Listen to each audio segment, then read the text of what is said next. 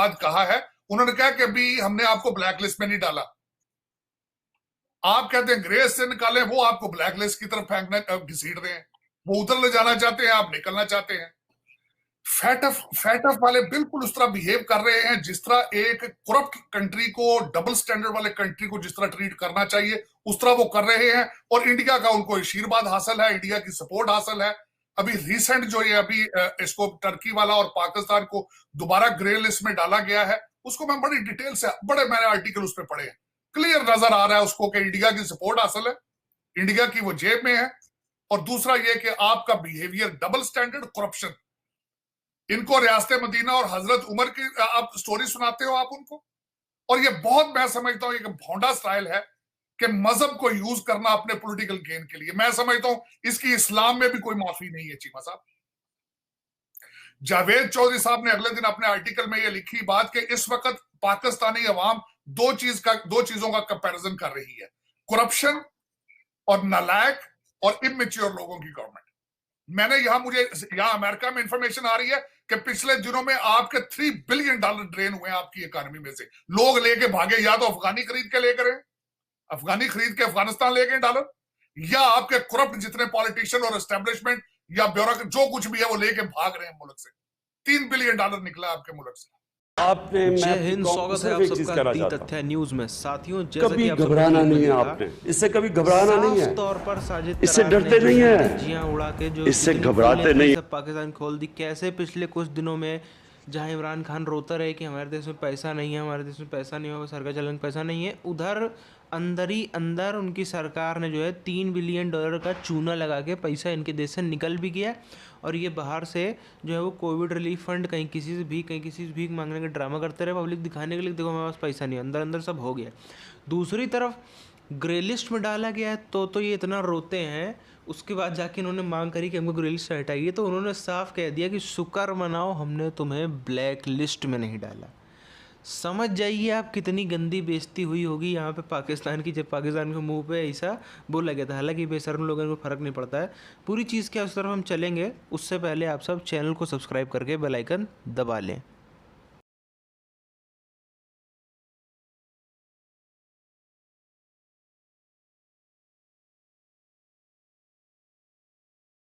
समझ नहीं आती कि जब पाकिस्तान की बात करें तो कहां से शुरू करें, कहां खत्म करें। सोचें बंद हो जाती हैं, दिमाग मफलूज हो जाते हैं। जो आज की करंट एडमिनिस्ट्रेशन या करंट आपके जो हालात हैं इस वक्त। जावेद चौधरी साहब ने अगले दिन अपने आर्टिकल में ये लिखी बात कि इस वक्त पाकिस्तानी अवाम दो में।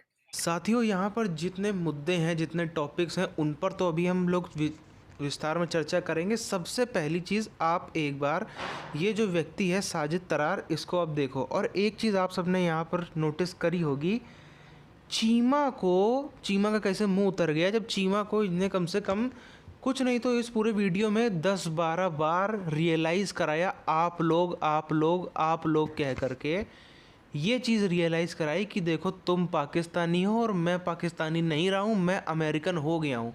और तंज मारे, टॉन्ट मारे पाकिस्तानी को। कहीं भी शब्दों से ही साफ झलक रहा था कि ये व्यक्ति जो है खुद को पहले पाकिस्तानी नहीं मानता। और यहाँ पर चीज़ है समझने वाली, किस तरीके से पाकिस्तानी होने के नाम पर चीमा को जो है वो तंज कसे गए, चीमा का उससे मुँह उतर गया, वो सब आपने देखा। और सिर्फ ये साजिद तरार की नहीं, हम देखें पाकिस्तान हो, बांग्लादेश हो, इंडिया हो, यहाँ से जो लोग ऐसे निकलते हैं, इन सब की, किन लोगों की बात आप जानते हैं, उन सब की एक ही स्थिति है।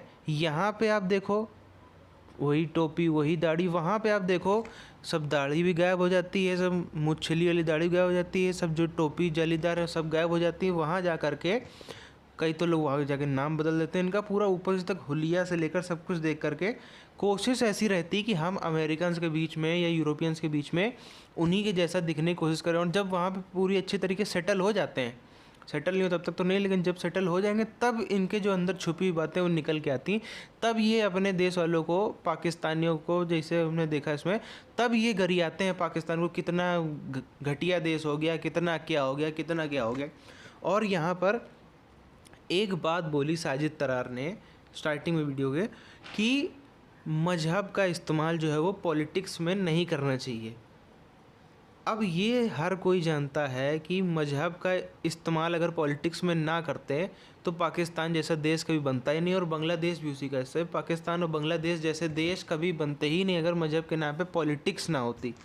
और सिर्फ उससे हम और आगे चलें, इंडिया में भी कई सारे ऐसी चीज़ें, कई सारी ऐसी सुविधाएं हैं जो ना होती अगर मज़हब के नाम पे पॉलिटिक्स ना होती।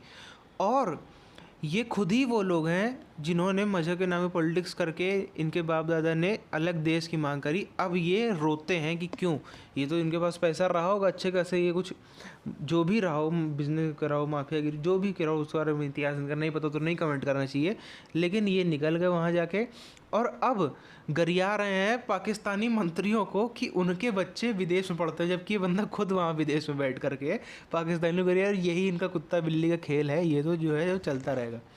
जितने समझदार, जो समझदार तो नहीं लेकिन जिनके पास थोड़ा बहुत पैसा ऐसा आ गया है, वो जो है भाग जाएंगे, ऐसे ही पूरा एकदम हुलिया बदल लेंगे, अपना एकदम प्रॉपर अमेरिकन दिखने की कोशिश करेंगे। और जो अभी व्यक्ति जो वैसे मानसिकता के लोग हैं, एकदम प्रॉपर टिपिकल जिहादी मानसिकता के लोग, वो जो हैं वैसे ही बर्बाद होते रहेंगे जैसे अब तक होते आए हैं।